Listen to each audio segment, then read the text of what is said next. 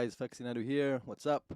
Welcome to my ambitious little video series. This is the first video from my what's going to be the 30 patches in 30 days in Modular series. Maybe I'll name it a little differently. So what we're going to do is we're going to each day in the next 30 days, I'm going to make a new patch and check it out and make something cool, and then make a video where we reconstruct it from nothing, and I'll explain about it and show you different synthesis things and different things each time. So for this time, what I want to show you is this patch, which I called Make Drums D. You can kind of take off the wires, and what it does is it takes one noise source, just the white noise. In this case, we have two noise sources, but let's start simple. So one noise source, and basically makes three, like all your drums out of it, all your basic drums, which would be like an open hat. Let's say this is this would be a drum machine. So normally this would be like your closed hat, open hat, and your snare sounds. Now they're all going simultaneously into this device. It's just using the original noise source and a filter basically. The rest is just all sorts of stuff to make all three of these at the same time. You don't need three different devices. You don't need a snare device or a hat device and open hat device. That was kind of my thinking. This is the result for the settings that I have right now. But it's much more than that. As I built this, I elaborated on it and I added some stuff. And it can do much more than just this. It's now become like a really cool kind of sort of electronic drum machine. Now obviously we're talking electronic drums. One thing to see here is we don't have a sine wave or anything like that. We have just a noise source. So we have nothing really pitched coming from the noise source. But if we actually do want pitch sort of percussions, we can do it with the filter, and I'll show you later, if we take the resonance all the way up. So what we're going to do is I want to explain about this patch by building it. And after we're not going to build the whole thing, we're going to build like up to here. And then I'm going to just press play on my track and play with my patch and show you how diverse of a palette it can get, beyond these basic drums that we have here.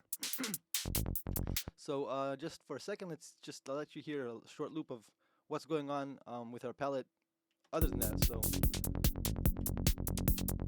So this is the context. This is the style that I'm working in. This is the context that we're going to build it here, but you can use it for any type of music. So again, the point was that normally if you take just like a noise, this is what I would do till today. Take a noise generator, and I'm copy pasting, and a bandpass filter, and a envelope. So I think this is like the very basics of what I used to do, like the last track or a few tracks. And of course we need the MIDI brain, which is over here. So I'm going to copy that too. Now just simply about this modular, I'm taking the MIDI coming from Logic's MIDI 1 output, and I'm breaking it down to gate, note, and all the different information. And I actually don't need frequency information. All I need is gate information to send to my envelope. I'm connecting my envelope to my amp. And I'm connecting the noise generator to the bandpass filter. Now if I play here, let's make a new channel. Let's mute the old one, but I'm taking the same MIDI. I just want to mute. Let's mute all of these. Oh, okay, and we have to mute one more thing. We have to mute my other patch. So let me check for a minute. This patch. This patch is going into 5. So 1, 2, 3, 4. I think it's this one. Yeah. And now it's the new patch. Now I just want to hear.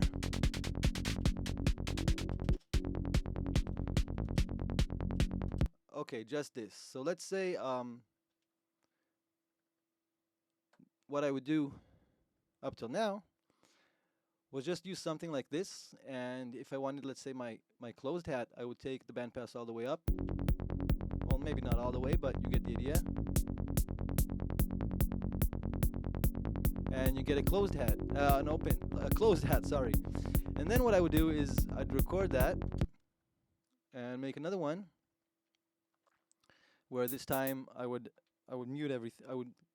Let's mute everything and take what would be my open hat, and then just make like a little longer decay, and maybe take a little bit off and the same for the snare. But you could actually do all of this in one device, and it's actually really simple. Let's go back to our very original MIDI, which is this. So right now, if you send all of this, everything here, it'll just play all these. Oh, it's not this, is it? It's this. So just one sound. So what you need to do to get that playing drum sound that you heard, varied drum sounds that you heard here, is basically just play with the key follow here of the filter. So that'd be the first step actually. So let's connect the key follow. And now what it does is, let's see, we put this filter on 89. Let's do the same around more or less. So what it will do is, and you notice I have it on minus, but before that, every time I play different notes here, the filter is going to be on a different position relative to this position,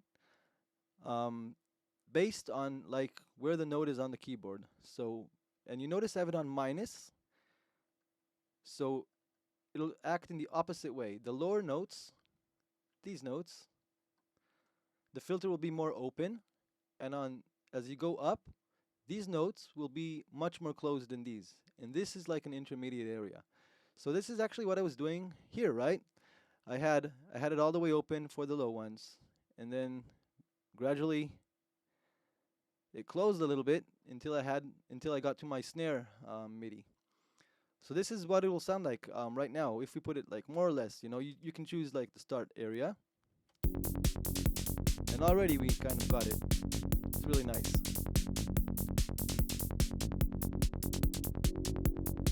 You can play with your decay.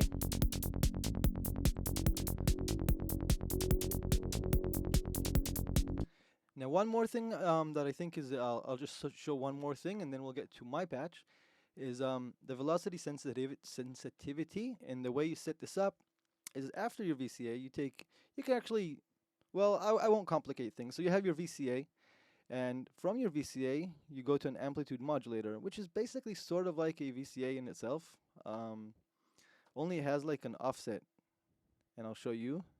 So I'm switching to single mode. I don't want polyphony here. Oh, actually I do want polyphony. Oh my god. Okay, I forgot to show you something important. Up till now, we were in monophonic mode before, right? Because we were playing first this, and then this. But here we have hits that are overlapping. So we must put it in polyphonic mode, or else what will happen is it'll only play, let's say we're getting here to this place where you have two hits. So it'll play the filter only as it is on one of the hits. And we wanted to play two sounds. As you see here, I have it on two voice, and I have it on the modules on polyphonic mode, and I have a poly out in my patch. So this is really actually important. So we're in polyphonic mode if we're playing multiple drums at the same time. Now the more we want to play, the more voices we're going to need. So if we want to play all three of these at the same time, okay, let's say I wanted, I don't know, I hit like this, then I'd have to have it on 3 polyphony and set it up with the voice count, okay? So it's actually pretty simple stuff. Just remember to do that. So you need the poly out. Let's copy that as well. And now it'll act in the correct way. It'll play both the snare and the, what was it? The closed hat and the snare on these two hits over here. So let's connect the poly out, and we have our amplitude modulator. Now what the amplitude modulator will do is, first of all, you can bypass it by just taking the offset all the way up. That means it's not responding to anything coming out of the modulation inputs, and it'll just play if we do that. If we close the offset, the there won't be any sound because it's not receiving any velocity information right now. Now the minute we connect this, and now it's taking the velocity information coming here, you know, this stuff. So what we basically have as far as velocity information is everything is playing at the same volume. The only thing that is, I have like little snare fills here, and just these guys I wanted them to be a little bit lower. That's just what I wanted. You can do something else, like you can take all the open hats, for example, and maybe the closed hats actually, have them a little bit lower. I don't know, it's just really depending on what you want to do. And it's just for the example, guys. So let's take this guy a little bit lower, and this guy. We can have a little bit of a fill here. So now you notice obviously it's not playing because I have to enable this. The velocity is connected, and you just have to enable it now. So now we have velocity control, and those little snares are a little lower, and it's really dynamic now.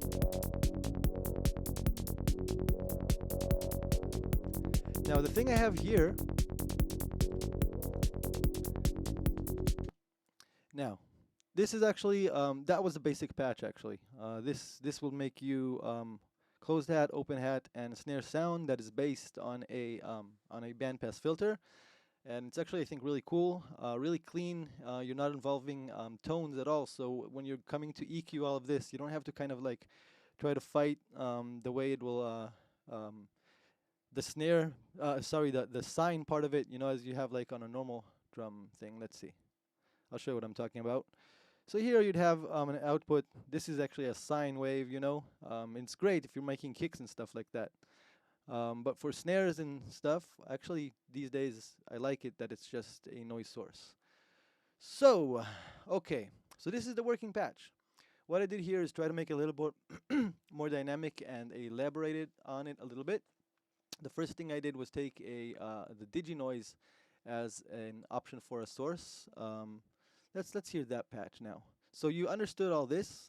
This is the simplest kind of iteration, and I want to go back to the other one now. So now it's playing from this one.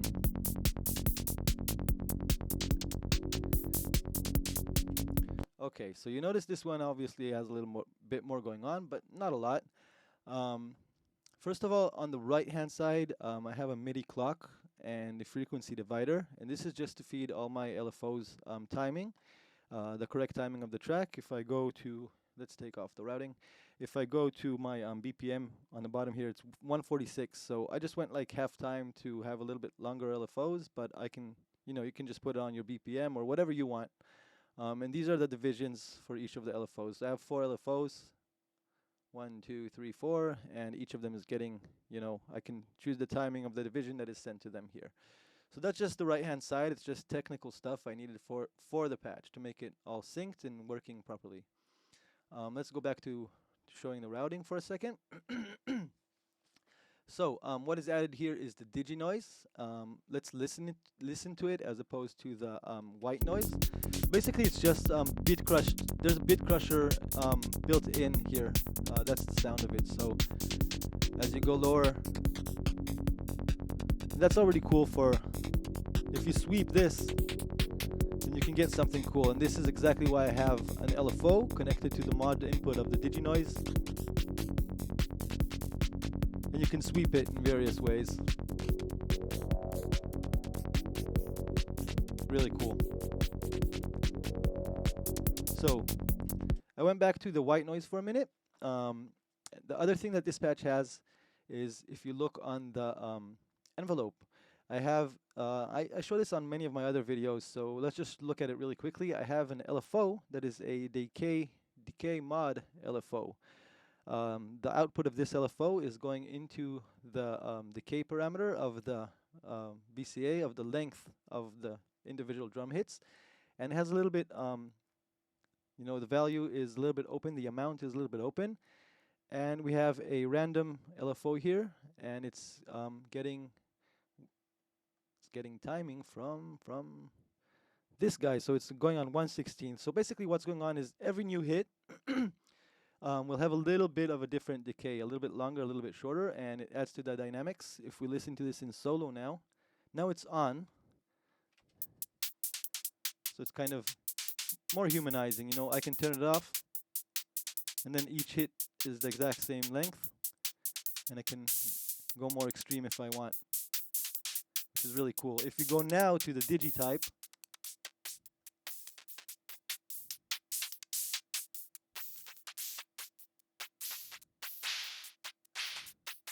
really cool stuff you can do. So let's go back to the white noise and put it on a little bit. I just want a little bit of a feel here and there. I don't want like the open hats to be too, you know, but it's up to you, preference. The patch is built in a way that you have a lot of control over all of that. So let's take off the solo again. The other thing that you have going on is just additional options. Okay, you have an LFO for the filter. I just had another input. I wasn't even using that in my sound, but I decided to add it. It was just sitting there, so why not? Connected an LFO to the filter. When I play around with it, I'll play with this. I'm sure it's gonna make some crazy stuff as well. And then you have the source mix. As you see here, I can choose either this was the white noise, and then this is the digi osc. You can also mix them. Okay, by hand, you can move this around, it'll mix between the two, or you can have an LFO do it for you, which would be this one, source mix LFO, and you'd need to set it up the way you want, and obviously open the amount as much as you want. So, let's see what else. This needs to be closed. I think that's it, more or less, for the synthesis side of things. What I added on this side is just a chain of, oh, one last thing. I did put a high cut over here. It's actually a low pass, but it's a high cut. I call it high cut here because logically that's what it's doing. It's cutting a little tiny bit. Look, it's 1 tick from the top, the way I have it. I just want, you know, it's digital, white noise coming out. Just take a little bit off the top. I don't need that sizzling 20 kilohertz, you know, even though it's being bandpassed and everything. But if you feel, in some patches, in some sounds, you might feel there's too much on top. So, and then I added a distortion section, which really kind of changes the game here. This is a really, really harsh distortion, and on purpose, I'll take the volume off a little bit before I play with it. It's kind of to totally give it another tone. You know, you get into the gabber territory a little bit, but in a nice way. So let's give it some drive. Oh, and I have it on I have a bypass switch for this. So if it gets harsh, if I don't want it, this is with the distortion. Now, obviously, remember I took down the volume a lot, basically. So if you're gonna just make sure it's not clipping coming out. So you got a chain of distortion, high pass, and warm saturator. I guess you could put another one of these over here, whatever you want. So if I go on the ripple with the distortion, and then I go to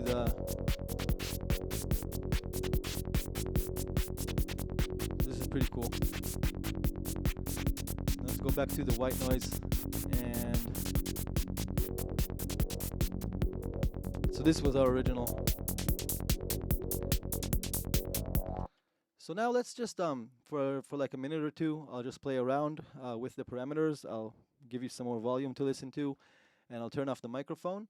So thanks for watching. I'm just going to jam with this, and let's just see what's coming out. Obviously, remember that it's much too loud now for the mix, but it's on purpose. I want you to hear this sound. So forget about the rest of the sounds. This is going to be up front now in this demonstration. So thank you, and I hope to see you tomorrow with the next video, 30 patches in 30 days. Ciao.